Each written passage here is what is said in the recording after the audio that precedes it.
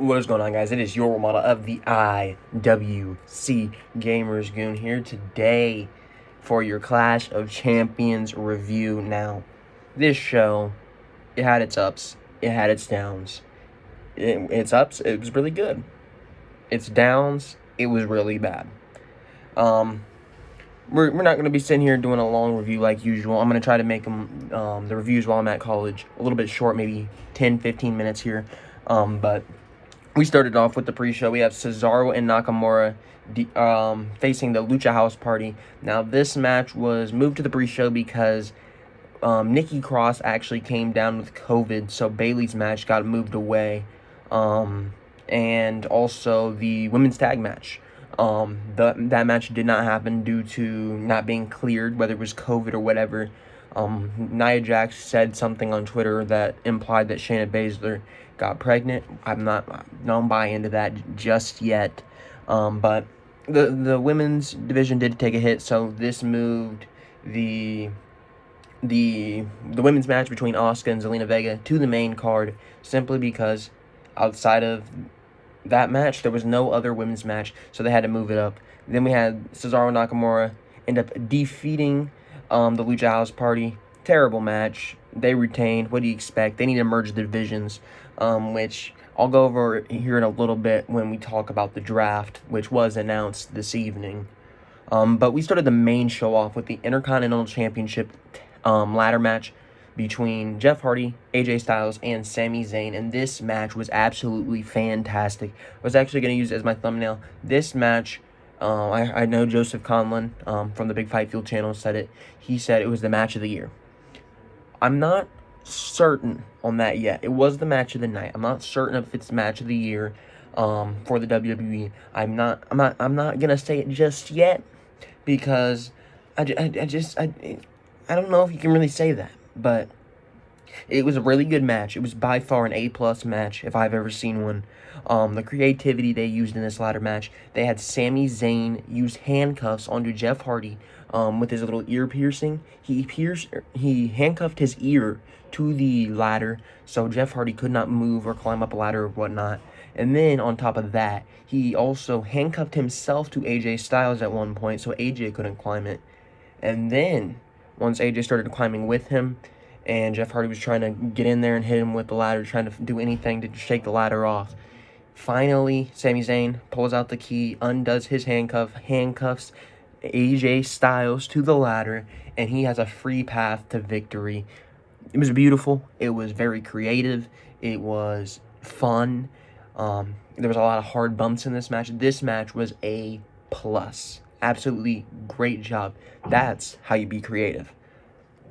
Then we got into the women's match. We got into Asuka defending her Raw Women's Championship against Zelina Vega. This match, short, to the point, right what it should have been. Zelina Vega has no purpose being in a Raw Championship match at any point in the near future. She's lost a lot of matches. She's coming off of 0-2 against Bianca Belair and then 1 win on Raw. So I wasn't sold on Zelina Vega going into here. Zelina Vega shouldn't have ever had a big chance to beat Asuka. She tapped out, but after it looks like we might be getting this feud to continue a little bit longer, because we will be seeing after this match, we did see Zelina Vega, instead of doing the normal just bow to Asuka or handshake or whatever, the sign of respect, she went to do the bow, and then she gave Asuka a cheap shot, ran off. Asuka sitting in the ring all upset at Zelina Vega. So I imagine we're going to get another match. Hopefully that's not the case, because Zelina Vega does not deserve another match. It should be maybe a Bianca Belair or somebody like that, or even an NXT talent being brought up in the draft, but it should not be Zelina Vega.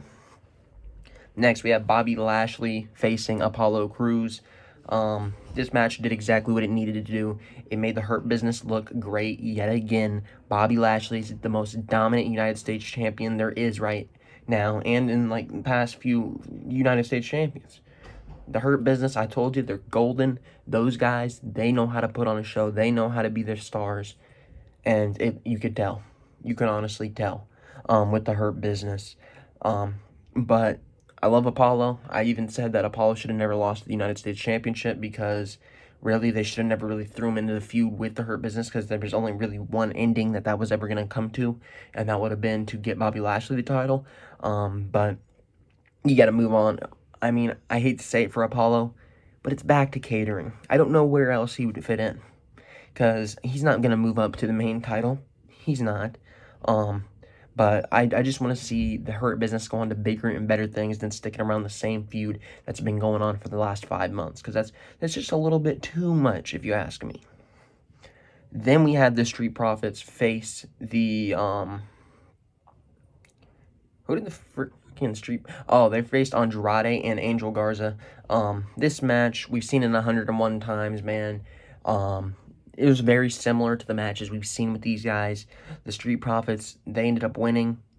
We had a false kick out at the end because I believe there was a miscommunication somewhere because someone said, or not someone, but like after the match there was rumors that Angel Garza got hurt in the match, so Andrade tried to kick out, and it wasn't really a botch on the referee's part, but it was just they're trying to end the match quickly just because of the injury for Angel Garza. Hopefully Angel Garza's fine, but you gotta finish this feud, man. This is another one of those feuds that's gone on for way too long. It should have never lasted this long. It should have never lasted this long. But then they announced the draft for October 9th and the 12th of October. The draft is an interesting concept if done correctly, but when's the last time they've done a draft correctly? They don't know how to do a draft correctly. What this draft is going to be, it's going to be maybe 2 or 3 people switching here or there. We're going to get maybe Shayna Baszler moved away from Nia Jax or something. It's not going to be anything that's really, really all that great. They'll build it up as if it is, but it's not going to be all that great. It's a WWE draft, man. It's probably going to be like a superstar shakeup if I were to guess. It's probably not going to be, it's probably just going to be, well, Braun Strowman showed up on Monday Night Raw. I guess he's part of Raw now. I'm sorry if you can hear my headphones. I was in a Zoom meeting before filming this. But like I said, the draft, it's a pointless concept the way they use it. Then we have Bayley coming on down to celebrate the fact that she will not be defending her SmackDown Championship against Nikki Cross because Nikki Cross was not able to show up at the show. And then we had Asuka come down to challenge Bayley, and that just shows you how creatively bankrupt these people are, man. They're dipping in the same old pot. You're going to your Raw Women's Champion to face your SmackDown Women's Champion. Unless you're merging the divisions, I don't care about a champion versus champion match. I'm sorry. Get it on. Get it over with. This should have never happened. It got a disqualification from Bayley. Then after the match, Sasha Banks attacked Bayley. Bayley tried to fight back. Sasha started beating Bayley with a kendo stick. Sasha Banks standing tall at the end of the night, holding her neck in the neck brace. Sasha Banks returning is fun and all, but you should have waited a little bit longer. She just went out. Why is she already back? Then we had the ambulance match between Drew McIntyre and Randy Orton. This match was abysmal. I know a lot of people said it was good outside of the overbooking. The overbooking is what killed it for me, man. This was absolutely terrible to watch, if you ask me. At one point, we had the Big Show in there. Then we had Christian. We had Shawn Michaels. Basically, everybody that Randy Orton has punt kicked over the past few months, all coming in and hitting a big move on Randy Orton, and which leads to Drew McIntyre winning. I said it. Stop dipping into these legends, man. Let the two guys in the ring tell their story. They try to build this up as a blood feud. They try to make it, well, you went in an ambulance, I went in an ambulance, let's make it an ambulance match. And then they brought in all this extra stuff. They brought in all these legends. Made no sense. They had no business being on the show. Wasn't a fan at all. Whew. And then we got into the main event. And the main event is actually the thumbnail of this video. The main event was absolutely phenomenal. Jey Uso versus the champion, the Universal Champion, Roman Reigns. I'm going to be honest, Jey Uso stood with Roman Reigns for a decent part of this match. But then we got to the point of this match where Roman Reigns beat the ever-living shit out of Jey Uso. And that was brilliant. He sat there yelling at Jey Uso. He's like, call me your tribal chief. Call me your tribal chief. Jey Uso is refusing. And then we see Jimmy Uso come on down. Jimmy Uso has the white towel. He's sitting there He's pleading with Roman. There's no, just stop the beating, please. Stop the beating, please. You have Jey Uso. Don't throw in the towel. Don't throw in the towel. As he's just laying there, taking a beating. Then Roman finally just keeps going in on him. Jimmy Uso forced to throw the towel to save his brother. Jimmy Uso rolls into the ring. He's sitting there all angry at Roman. He's like, is this what you want? You want me to tell you you're tribal chief? You're the tribal chief. Is that what you want? I think what we're going to end up getting is Jimmy Uso being pissed off that Roman Reigns did not hesitate to beat the shit out of Jey Uso. And we're going to see Jimmy Uso get a championship match at the next pay-per-view. That's what I think this is set him. But at the end of the night, heel Roman is a fucking beast. That man as a heel, and by the way, he came down without a shirt. That's the look he should have been having for the last 4 or 5 years, ever since the Shield split. That Roman is the Roman that is a star. The Roman that you saw tonight on Clash of Champions is the Roman that is going to be the face of the WWE. That's simple. But anyways, as always, make sure you go follow me on Twitter at GamersGoonYT, the Instagram at thegoongameryt. Make sure you go show the video some love. Thank you guys for 180 subscribers.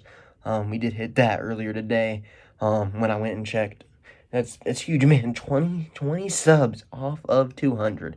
20 subs off 200. That's crazy. That's crazy. We're gonna hit it. We're gonna hit it soon, man. We're gonna hit it soon. But right now, it's been your role model of the IWC Gamers Goon. I'll be seeing you guys on I'll be seeing you on the NFL video and the AEW video this next week. So see you guys next time.